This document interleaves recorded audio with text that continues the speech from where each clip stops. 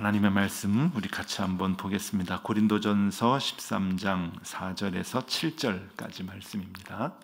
고린도전서 13장 4절에서 7절까지 말씀. 우리 그렇게 길지 않은데요, 같은 목소리로 함께 봉독하시겠습니다. 같이 보겠습니다. 사랑은 오래 참고 사랑은 온유하며 시기하지 아니하며 사랑은 자랑하지 아니하며 교만하지 아니하며 무례히 행하지 아니하며 자기의 유익을 구하지 아니하며 성내지 아니하며 악한 것을 생각하지 아니하며 불의를 기뻐하지 아니하며 진리와 함께 기뻐하고 모든 것을 참으며 모든 것을 믿으며 모든 것을 바라며 모든 것을 견디느니라. 아멘. 네.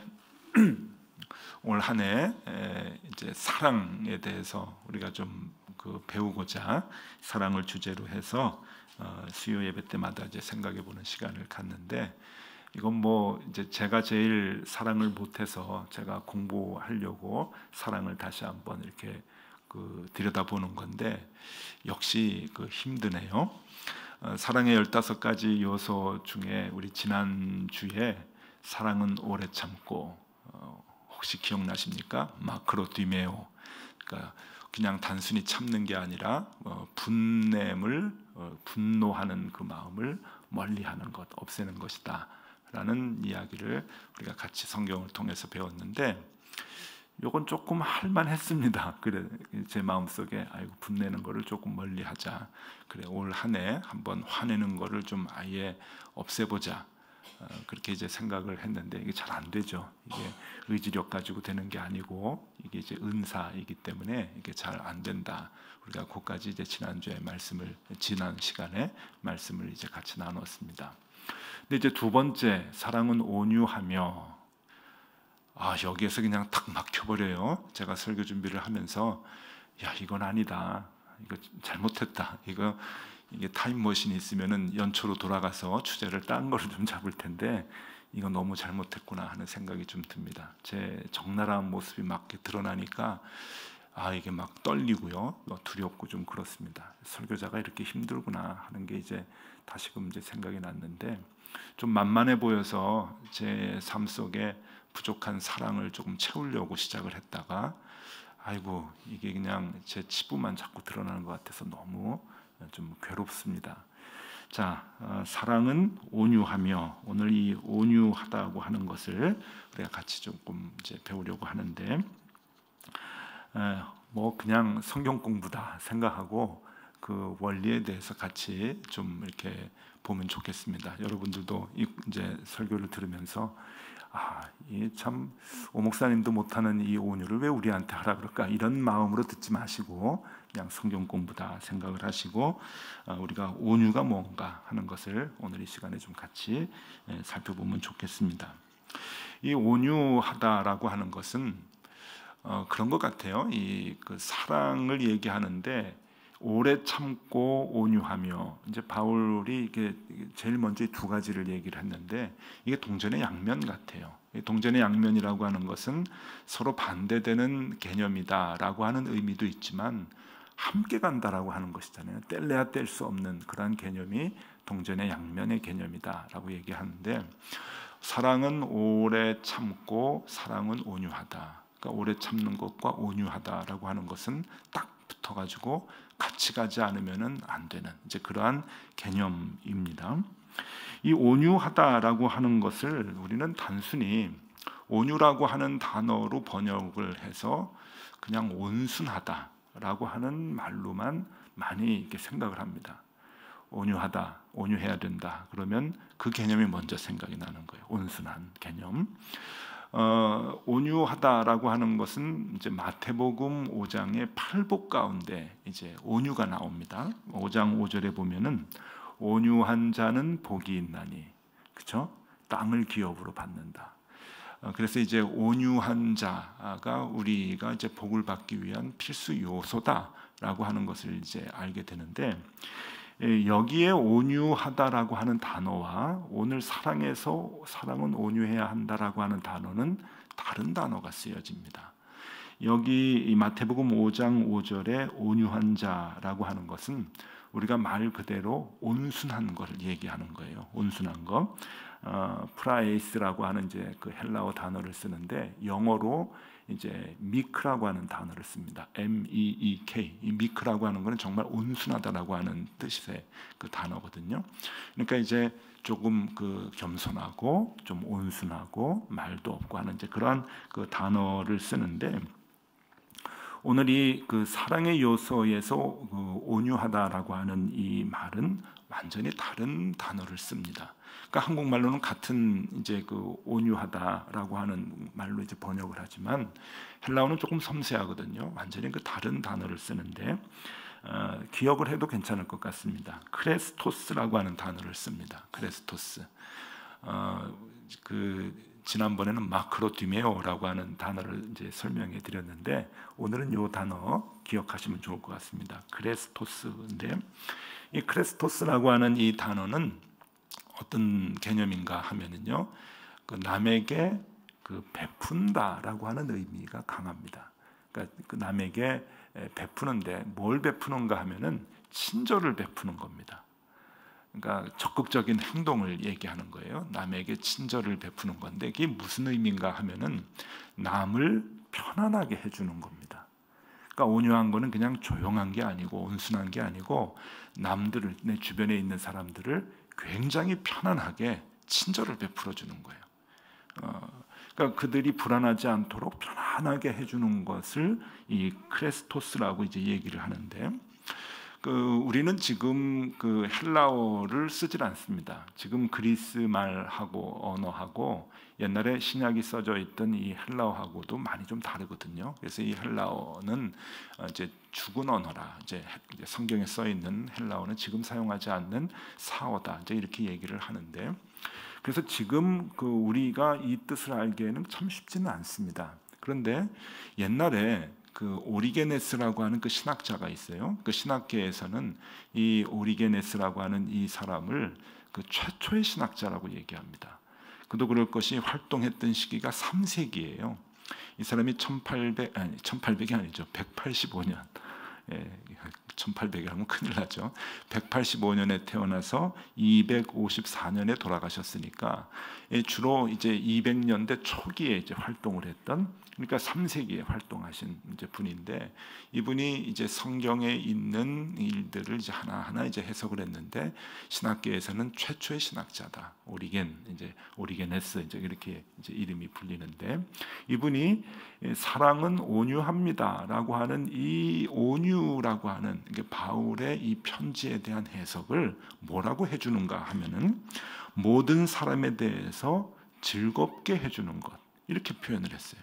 그러니까 이때 이분은 헬라어를 사용했던 분이거든요. 일상생활에서 헬라어를 사용했던 이 분이 이 크레스토스라고 하는 이 단어를 설명을 하면서 뭐라고 하느냐, 모든 사람에 대해서 즐거운 것, 즐겁게 해주는 것. 그러니까 이게 가장 정확한 이제 그 해석인 거죠. 근데 이것을 이제 우리는 별 다른 언어로 뭐 표현할 수가 없어가지고 이제 온유라고 하는 단어로 이제 번역을 했고, 영어 성경을 보면은 kind라고 번역을 해놨어요. kind, 친절이라고. 그러니까 영어가 조금 더 의미가 좀 가깝죠. 온유라고 하는 것보다. 그러니까 이제 오리게네스가 해석을 한 것이 가장 이제 정확한 건데, 이 친절을 베풀고 편안하게 해주는 것, 이것이 온유다. 오늘 이것만 아셔도 이 온유라고 하는 뜻, 그리고 이 온유가 사랑의 요소 중에 두 번째로 나온다라고 하는 것을 이제 알면은 굉장히 큰 도움이 될 겁니다. 물론 저에게 가장 큰 도움이 되는 거죠. 남을 편안하게 해주는 것. 이제 가족을 편안하게 해주고 함께 일하는 우리 교회 교직원들을 편안하게 해주고 하는 게 온유다. 그게 사랑이다라고 하는 거죠. 이 편안하게 해줄 때 여러분 생각해 보십시오. 말없이 그냥 가만히 그냥 온순하게만 있는다고 하는 것이 편안한가? 그래서 이 온유가 온순하다라고 하는 것으로 번역이 되면은, 이 생각이 되면은 조금 부족한 거죠. 그냥 가만히 있으면은 여러분 남들이 편안하고 다 즐거운 건가요? 안 그렇죠? 우리 지난 시간에 저희 아버님 얘기도 하면서 제가 이제 불효자이긴 한데 저희 아버님 얘기도 하면서 말없이 가만히 있는 게 온순한 것, 편안하게 해주는 거는 사랑은 아니다라고 이제 말씀을 드렸죠.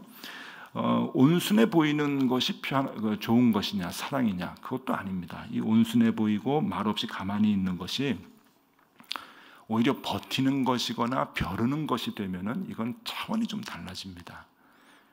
그거는 사랑이라고 볼 수가 없는 거죠. 그래서 와신상담 기억나시죠? 와신상담, 이 말없이 그냥 칼을 갈면은 이건 사랑이 아닌 거예요. 이건 벼르는 거죠. 벼르는 거는 절대 남들을 편안하게 해주고 즐겁게 해줄 수 없습니다.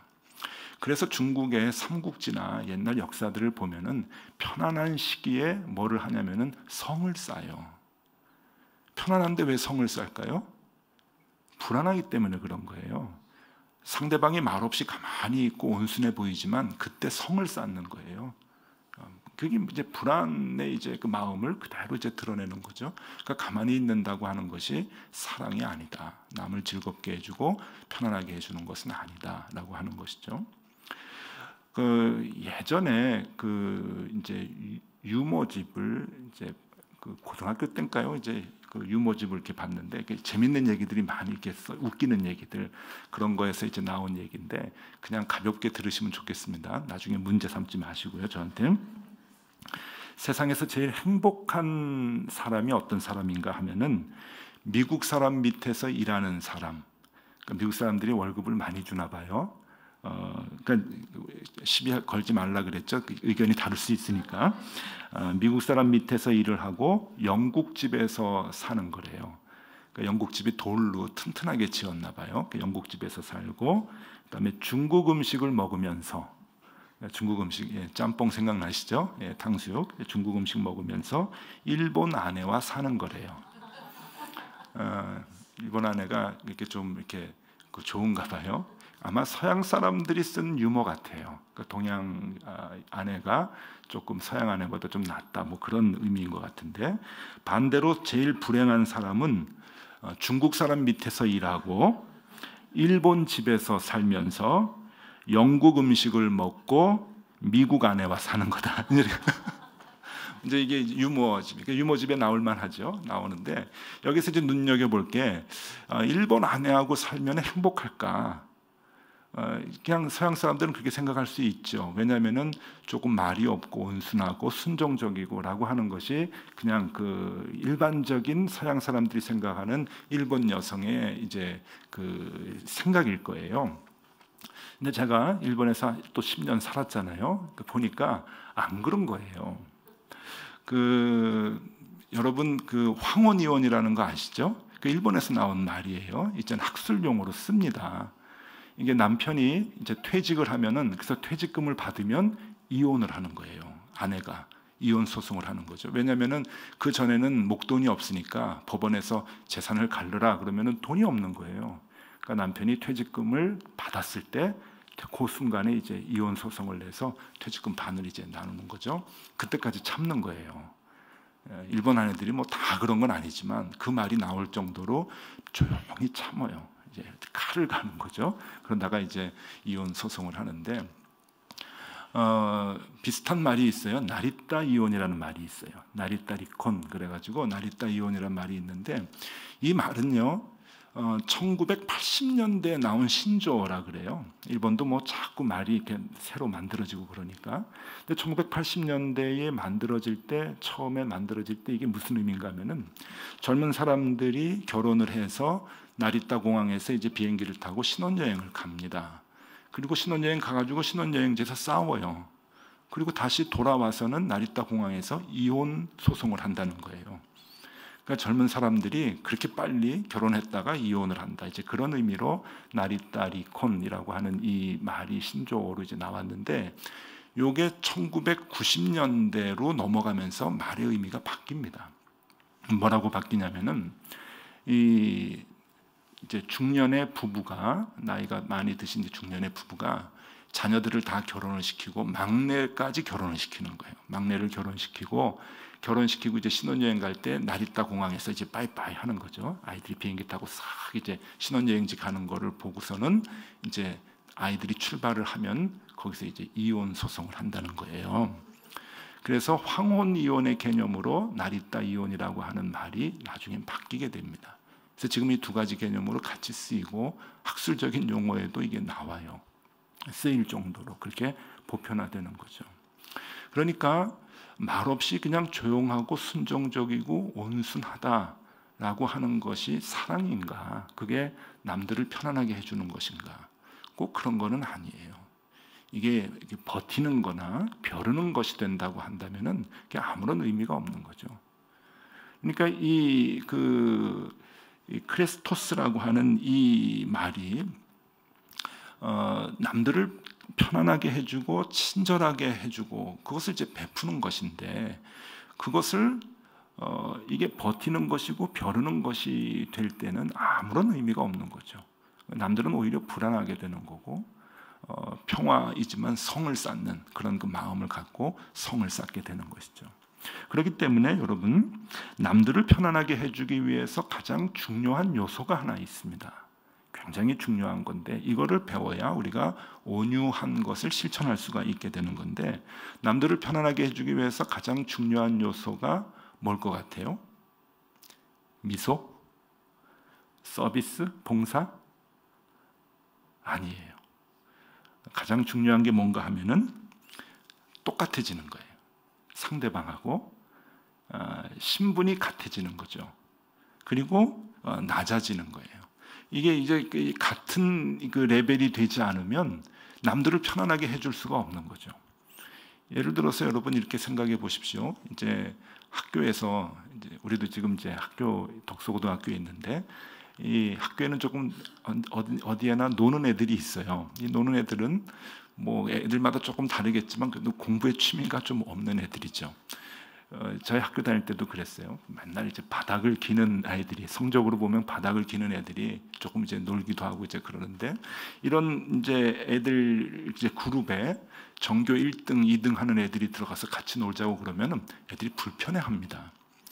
어른들이 보면 객관적으로 아우 공부 잘하는 애고 모범생이 하나 들어오면은 좋은 친구 될 수 있겠다 이렇게 생각하지만 애들은 불편한 거예요. 이 레벨이 같지 않으니까. 그래서 좋은 친구가 되려면은 이 성적이 좋은 애들이 갑자기 성적이 나빠져야 되는 거예요. 그래야 이제 공감대가 형성이 되고 이제 친근감이 있고 편안하게 되는 거죠. 이게 낮아지고 신분이 같아지지 않으면은 이게 절대로 남들에게 편안함을 주지 못합니다. 10년 전이죠. 10년 전에 이제 높은 뜻 정의교회 이제 분립을 해서 시작을 하면서 그 러시아 볼고그라드에서 더 들어가는 그 노보니콜스코의 그 오지에 그 선교지를 이제 정의교회가 이제 맡게 됐죠.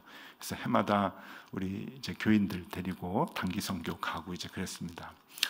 높은 뜻 정의교회는 이제 올해도 이제 러시아 뭐 가는 것 같은데 그렇게 이제 러시아를 다니고 이제 많이 다녔어요. 저도 이제 다녔는데 러시아 그 노보니콜스코에를 가려면은 이제 모스크바에서 또 비행기를 타고 2시간 동안 볼고그라드로 이제 내려가야 됩니다. 이제 아래쪽으로 내려가야 되는데 그 러시아 항공을 타고 이제 가죠. 러시아 항공을 에어로프로트라고 하는 그 러시아 항공을 타고 가는데 지금은 좀 괜찮습니다만은 옛날에는요. 이 한 10여 년 전에만 해도 이 그 서비스 개념이 아직도 없는 거예요. 러시아가 그래도 사회주의 그 개념이 아직도 그 몸에 배서 그런지 신분이라고 하는 게 조금 있는 게 느껴지더라고요. 제가 국내선을 이제 타고서 볼고그라드를 가는데 앞자리에 표를 받았어요. 앞자리에 그렇게 앉아 있는데 그때 이제 그 승객들이 많지는 않았습니다. 앞자리에 타고서는 이게 이제 이륙을 하려고 이제 그 활주로 계류장으로 이렇게 이제 비행기가 이동할 때 있잖아요. 이동할 때가 있는데 스튜어디스가 저보고 오더니 툭툭 치는 거예요. 그래서 왜 그런가 했더니 저보고 툭툭 치더니 이제 말은 안 통하니까 서로 저도 러시아어 모르고 러시아 사람들은 영어 절대로 안 합니다. 러시아어만 하죠. 러시아어로 막 뭐라 그러는데 툭툭 치면서 뒷자루를 가라는 거예요. 뒤에 이제 자리가 좀 많이 비었으니까 뒤로 가서 앉아라. 그래서 내 자리가 여기인데 여기가 내 자리다 했더니 그럼 관계 없다는 거예요. 뒤로 가서 앉으라는 거예요. 그래서 뭐 뒤로 가서 앉았죠. 말 안 들으면 안 되니까 뒤로 가서 앉았더니 제 자리를 자기가 앉아요. 자기가 앉아가지고 이제 이륙할 때 거기서 이제 편안하게 이제 가더라고요. 왜 그런가 했더니 그 당시만 해도 러시아에서 스튜어디스나 스튜어드나 뭐 이런 그 승무원이라고 하는 것은 신분이 높은 거예요. 아무나 못하는 거죠. 그런 사회에서는. 그러니까 승객들이 우스운 거예요. 특히 외국 승객들 같으면 아주 우습죠. 그러니까 너 저리 가, 넌 여기 가서 앉아. 뭐 그러면은 말 들어야 되는 거예요. 서비스를 해주지만 서비스가 불안한 거죠. 불편해요. 그러니까 이제 서비스를 받으면서 편안하다 이제 이런 걸 느끼지 못하는 거예요. 그냥 뭐 저리 가라 막 이제 명령을 하고 그러니까 요즘은 좀 많이 나아졌습니다. 지금은 뭐 이제 국제적인 개념이 있으니까 이제 괜찮은데 아직도 그 열매 나눔 인터내셔널 재단을 하면서 아프리카 이제 가끔 가는데 아프리카 가면 아프리카 항공은 아직도 좀 그래요. 아직도 한 번은 저희 아내하고 말라위를 들어가는데 비행기가 너무 추웠어요. 추우면 이제 좀 담요를 좀 달라고 그런 담요가 이제 없더라고요. 그래서 이제 저희 아내가 스튜어디스한테 이제 담요 좀 달라 그랬더니 그럼 되게 이제 뭐 어떻게 합니까? 가서 담요를 가지고 이제 쓰시라고 그러는데 저희 아내 보고 저쪽 뒤에 가서 가져오라 그러는 거예요. 저쪽 뒤에 이렇게 위에 열면은 담요가 있으니까 네가 가서 갖다가 써라 이제 그러는 거죠. 그러니까 이해는 안 가지만 이제 이런 것들이 아프리카에서는 지금도 비행기 승무원이 되는 게 굉장히 아주 높은 신분이 아니면은 그게 이제 안 되니까 자기가 승객만큼 일반 승객만큼의 신분으로 내려오지 않으면 아니면 더 낮아지지 않으면 서비스가 안 되는 거예요. 그리고 이 서비스는 마음의 전달인데 그 전달이 되질 않는 거죠. 그러니까 승객이 그 사랑을 느끼겠습니까? 그 편안함을 느끼겠습니까? 친절을 느끼겠습니까? 못 느끼게 되는 거죠. 그러니까 남에게 편안함을 주고 남에게 친절을 베풀 때 그것이 전달되기 위해서 가장 중요한 요소는 낮아져야 되는 거예요.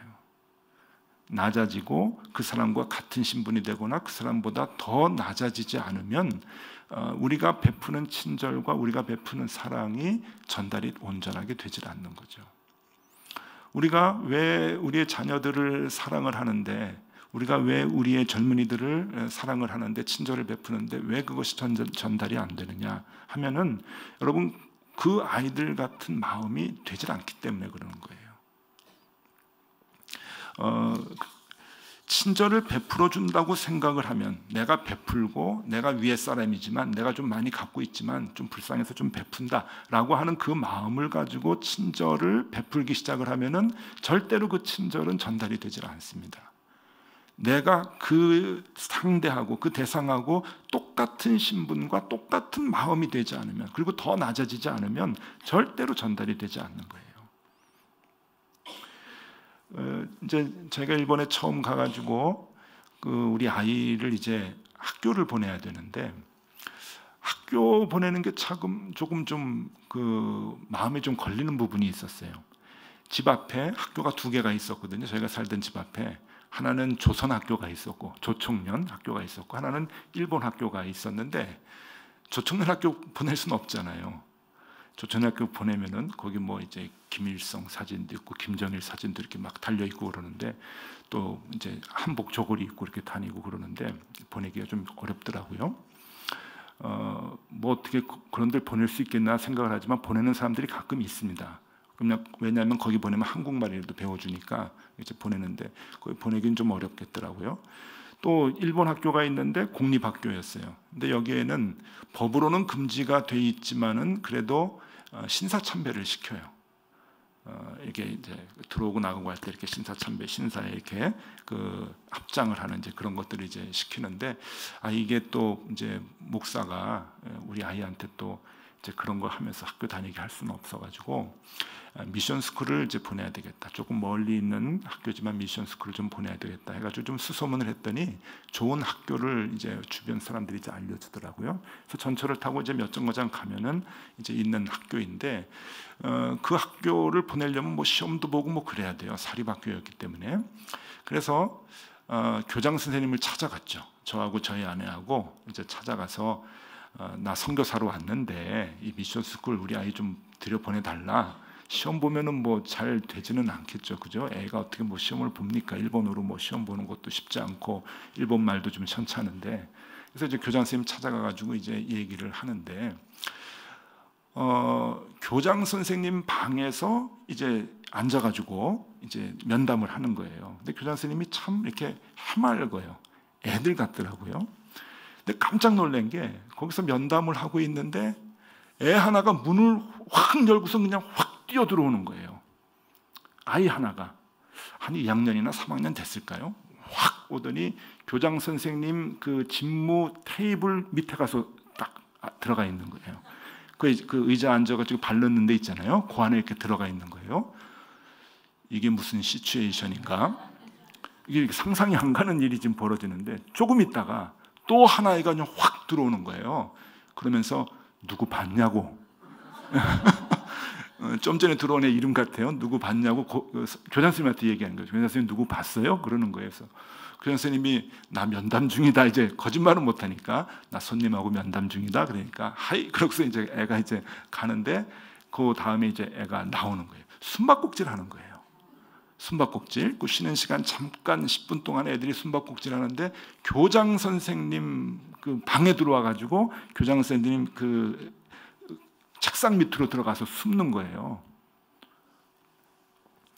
제가 면담을 하면서 이 학교다. 우리 아이를 보낼 학교는 이 학교다. 이렇게 막 확신이 드는 거예요. 이런 학교면은 참 좋겠다. 그래서 결국은 우리 아이가 그 학교에 입학을 했어요. 그냥 그 특혜를 받아가지고 한 건 아닙니다. 정식으로 시험을 봤습니다. 봐서 우수한 성적으로 우리 아이가 이제 들어가서 그 학교에서 이제 생활을 했는데 참 잘했다 하는 생각이 드는데요.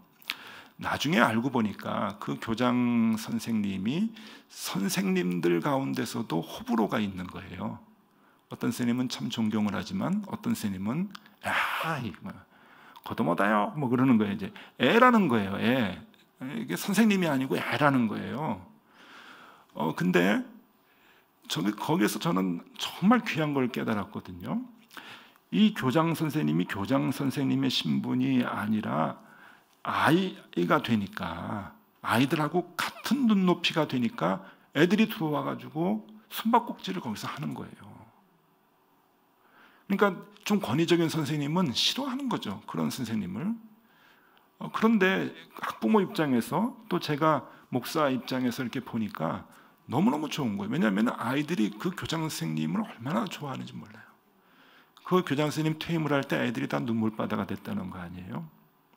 그만큼 아이들을 사랑을 하는데 그 사랑의 요소가 정확하게 들어가 있었던 거죠. 아이들처럼 신분이 낮아지고 생각이 아이들과 같이 똑같이 되지 않으면 안 되는 거예요. 물론 다른 사람들이 볼 때는 그 나이 먹은 사람이 이게 뭐야, 채신머리 없이 이렇게 생각할 수 있고, 저도 처음엔 놀랬지만은 아닙니다. 그게요. 여러분들 자녀를 사랑하는데 자녀 사랑이 온전하게 잘 전달이 되십니까? 참 쉽지가 않죠. 분명히 여기서 이유를 얘기해줘요. 해답이 있어요. 그것은 우리가 온유하지 못했기 때문이죠. 온유한 것은 그냥 친절한, 그냥 말없이 그냥 웃음으로 웃고 아이가 해달라는 대로 해주고 하는 그 차원이 아닙니다. 아이와 같은 마음이 되지 않고 아이의 눈높이로 우리가 낮아지지 않으면 안 되는 거죠. 그래서 주님이 우리에게 아주 중요한 얘기를 하세요. 마태복음 11장 29절, 우리가 잘 아는 말씀인데, 나는 마음이 온유하고 겸손하니 나의 멍에를 메고 내게 배우라. 그리하면 너의 마음이 쉼을 얻으리니. 아주 중요한 말씀이죠. 나는 마음이 온유하고 겸손하니 나의 멍에를 메고 내게 배우라. 주님은 온유하세요, 겸손하세요. 우리가 그거를 닮아야 되는 거죠. 근데 그것이 멍에예요. 멍에. 쉬운 게 아니라는 뜻이죠. 멍에라고 하는 게 얽어매야 되는 건데, 그 멍에를 매는 것이 무엇인가? 그게 이제 낮아지는 거잖아요. 주님이 낮아졌기 때문에 우리에게 생명을 주고 우리에게 편안함을 주는 거잖아요. 우리가 주님께로 가서 쉼을 얻을 수 있는 이유가 뭡니까? 참 쉼을 얻을 수 있는 게 이게 이제 주님의 사랑 때문인데, 주님께서 우리에게 베푸시는 크레스토스, 이 친절을 베풀고 편안한 마음을 주는 그 사랑 때문인데, 그 사랑이 주님이 우리와 같이 낮아지시는 거잖아요. 우리의 눈높이로 낮아지신 거잖아요. 그렇기 때문에 그 사랑이 전달이 되고 우리가 쉼을 얻을 수 있는 거죠. 이게 원리입니다. 그 멍에가 뭔가, 우리가 닮아야 할 그 멍에가 뭔가 하면은 빌립보서 2장 5절에서 8절이 그 답을 우리에게 줘요. 빌립보서 2장 5절에서 8절 말씀, 우리 이것도 아주 잘 아는 말씀인데 같은 목소리로 한번 읽어보면 좋겠습니다. 같이 읽겠습니다. 너희 안에 이 마음을 품으라. 곧 그리스도 예수의 마음이니 그는 근본 하나님의 본체시나 하나님과 동등됨을 취할 것으로 여기지 아니하시고 오히려 자기를 비워 종의 형체를 가지사 사람들과 같이 되셨고 사람의 모양으로 나타나사 자기를 낮추시고 죽기까지 복종하셨으니 곧 십자가에 죽으심이라. 뭘 느끼세요? 사랑이 쉽지가 않아요. 온전하게 우리의 사랑이 상대방에게 전달되기 위해서는 멍에가 있어야 돼요. 우리가 멍에를 짊어져야 되는데 그 멍에는 그리스도가 인간의 몸을 입고 창조주이신 주님이 인간의 몸을 입고 낮아지셔서 죽기까지 복종하신 그 모습이 있었기 때문에 우리가 쉼을 얻고 생명을 얻는다. 이게 원리잖아요. 우리가 왜 사랑을 하면서 자녀들에게 사랑한다고 다 내어주면서 주변에 있는 사람을 사랑한다고 다 내어주면서도 왜 자꾸 그것이 전달이 되지 않아서 괴로워하는가?